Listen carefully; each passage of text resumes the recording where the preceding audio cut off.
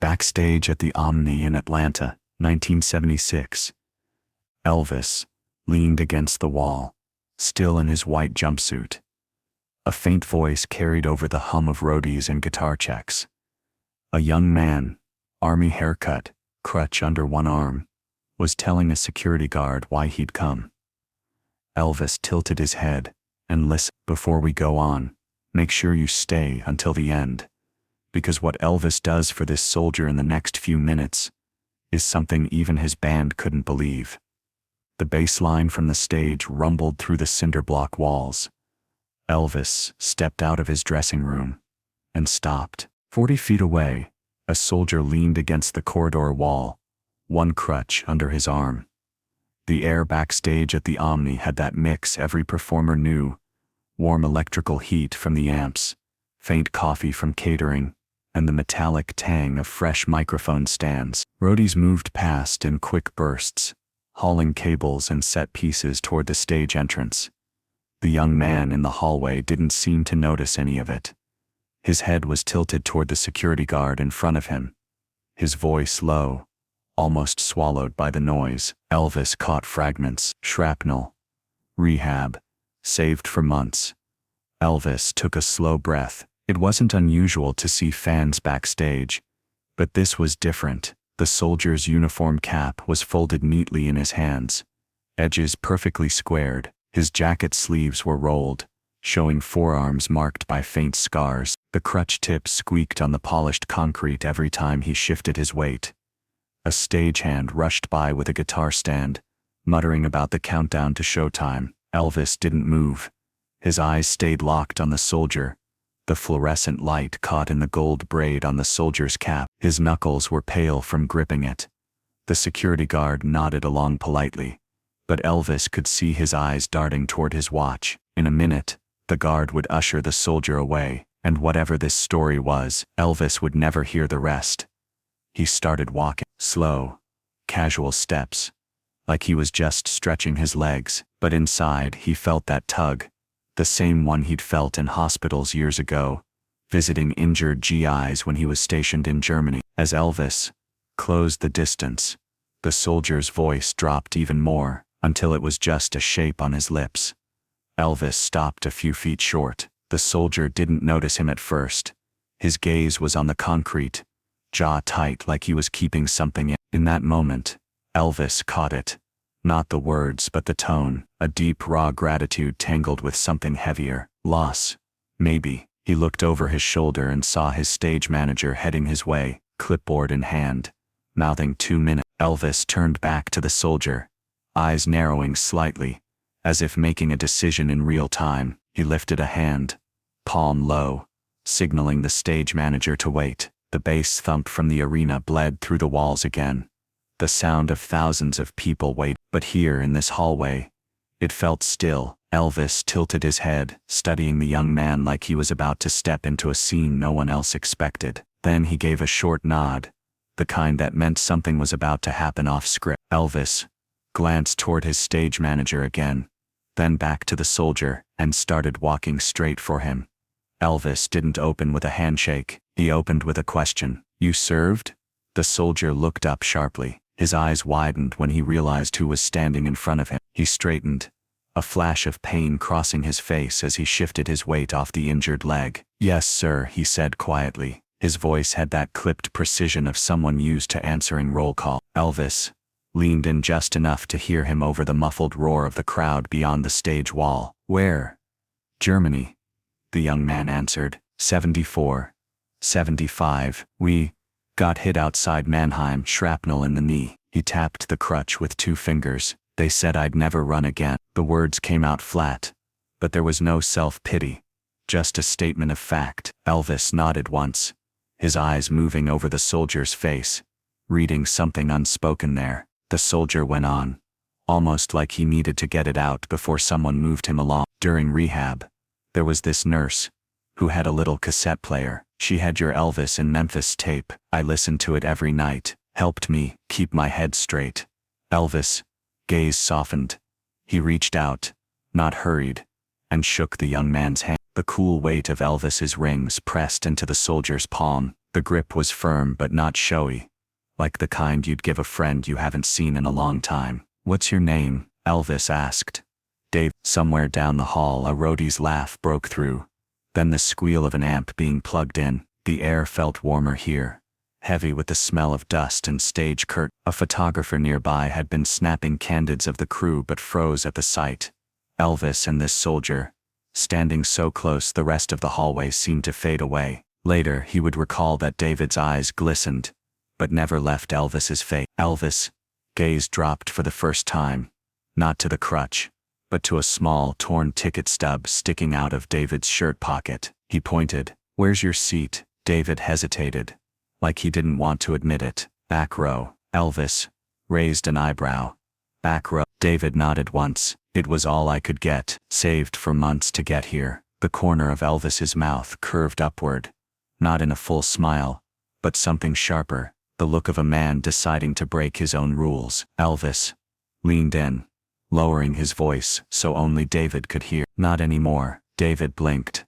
"Sir?" Without explaining, Elvis turned his head toward a nearby usher, one of the uniformed women in a maroon blazer and headset. "You see this man?" She nodded, eyes darting between them. "Take him where he can see every note I sing tonight." The usher's eyes widened, but she didn't ask questions. She gestured for David to follow. David hesitated for just a second, like he wasn't sure he'd heard right. Elvis gave him the smallest nod, an unspoken. As David started down the hall, Elvis called after him. "Hold on to that cap, son." David looked back once. Elvis was already turning toward the stage entrance, that white jumpsuit catching the light from a doorway ahead. David disappeared around the corner, unaware that a front row seat was just the beginning of what Elvis had planned. David followed the usher through a maze of narrow corridors, each turn bringing the distant roar of the crowd closer. In his hands he still clutched that folded cap like it was part of him. They passed stacks of black road cases stenciled with EP in white paint, coiled cables snaking across the floor. A stagehand carrying a trumpet stepped aside to let them through, giving David a curious look. The air changed as they moved, warmer, thicker, carrying the faint scent of hairspray, popcorn and the ozone tang from stage lights heating up. The hum of thousands of voices swelled, broken by bursts of laughter and applause as the pre-show music played. The usher didn't slow down. She led him to a small stairway at the side of the stage, then out into the arena bowl. The sound hit him like a wave. 17,000 people,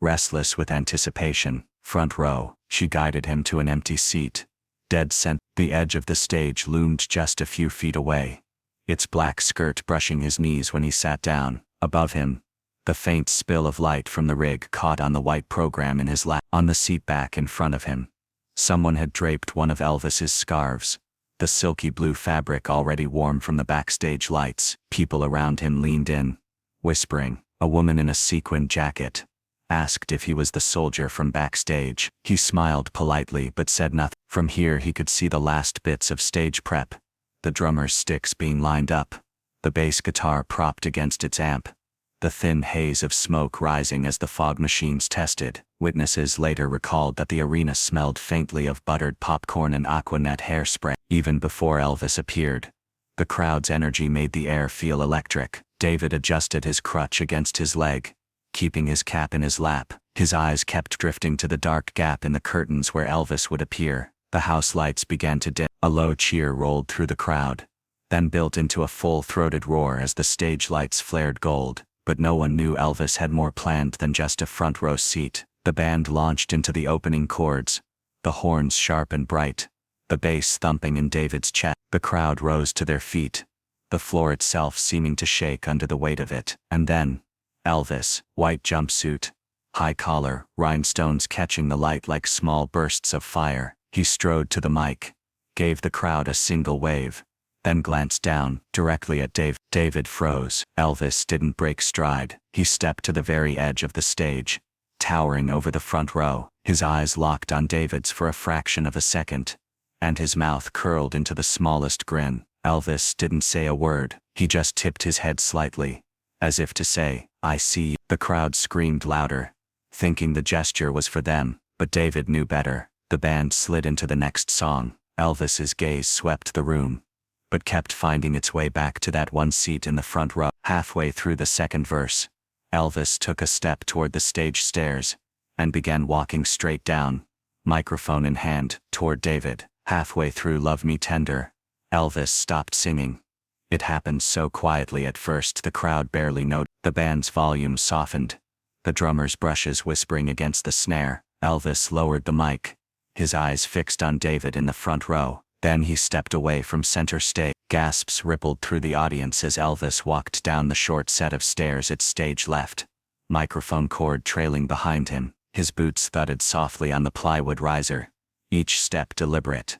David's heart pounded. The heat from the stage lights seemed to follow Elvis as he crossed the gap, the spotlight dust swirling in his wake. He stopped right in front of David, kneeling slightly so their eyes were level. The arena noise collapsed into a hush, as if 17,000 people had taken the same breath and held. Love Me Tender, Elvis sang softly, just one line, so close David could feel the vibration in the air between them. Elvis placed a steady hand on David's shoulder, warm, solid, grounding him in that moment. With the other hand he untangled the blue scarf from around his own neck and draped it gently over David's. The fabric slid cool against David's skin, then warmed instantly from his body heat.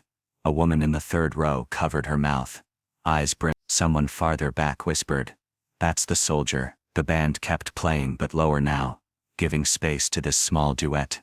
That wasn't really a duet. David didn't sing, just listened, eyes locked on Elvis. By the second stanza, Elvis's voice wavered slightly. He didn't miss the note. Elvis rarely did. But something had shifted. His jaw tightened. Later, some in the front row swore they saw David lean forward and say something to Elvis, just a few words, lost under the music. But whatever it was, Elvis's expression changed. His eyes closed briefly, his mouth pressing into a thin line before opening again in a faint smile. The verse ended. Elvis stood slowly, never breaking eye contact with Dave. He turned to face the crowd, microphone still in hand, and said into the hush, "Ladies and gentlemen, we're gonna take a short break." The words landed like a dropped pin, unexpected, almost confusing. The band glanced at one another. Breaks didn't happen mid-song, not like this. One of the horn players would later recall the way Elvis handed off his mic to a stagehand without looking away from David, like the rest of the room didn't exist. As Elvis stepped back toward the stairs, the crowd began to murmur, not in disappointment, but curiosity. Something was happening, and they could feel it. David sat frozen, fingers brushing the edge of the scarf at his throat. The faint scent of Elvis's cologne clung to it. Warm spice, a trace of tobacco. Elvis disappeared into the wings, swallowed by the dim backstage light. For a moment, the arena lights stayed low, the crowd's voices swelling into a restless buzz. David wasn't sure what to do. He looked toward the gap in the curtains, but no one came out. A stagehand crouched nearby, speaking into a headset. 2 minutes passed, then 3. Somewhere behind the curtain, Elvis was moving, quickly, with purpose. His aide-de-camp, a stocky man in a dark suit, hurried in the opposite direction carrying a black case the size of a guitar. The crowd didn't know it yet, but this wasn't an intermission. This was something else entirely. David shifted in his seat, gripping the scarf like it might vanish. He didn't realize every camera in the first few rows had swung toward him. The usher who had led him to the front row stood at the aisle, hands clasped, watching the stage with the same mix of confusion and anticipation as everyone else. From somewhere backstage came a faint, familiar sound, the squeak of a guitar strap sliding over fabric. David's eyes went wide. The stage lights flared white. Elvis stepped back into view, and in his hands was something David would never forget. When Elvis came back out, he wasn't carrying a microphone, he was carrying a guitar. It wasn't just any guitar. The sunburst finish glowed under the stage lights, its edges worn smooth from years of playing. The strap was frayed near the buckle, the leather softened by sweat and time. The crowd roared at his return, but Elvis didn't head for center stage. He walked straight to David. "You played before?" he asked, voice low enough to keep the moment between them. David swallowed hard. "A little." "Before." He glanced down at the crutch by his seat. Elvis gave a single nod. "Then you'll play again." He placed the guitar gently into David's hand. The weight settled across David's lap, solid and real, the wood warm where Elvis had been holding it. The faint smell of lemon oil and stage smoke rose from the strings. The arena seemed to hold its breath. David's right hand brushed across the pickguard, worn bare where years of strumming had left their mark. His left hand found the neck, fingers automatically curling around the frets, muscle memory stirring. From the stage, the backup singers watched, smiling. The drummer twirled a stick between his fingers, waiting for the cue to start again. But Elvis didn't give it yet. Instead, he tapped the microphone on its stand once. "For service," he said simply. The words hit like a wave. The crowd erupted, a rolling applause that built until people were on their feet, whistling, cheering, clapping in rhythm. David's ears rang, not from the volume, but from the rush of it.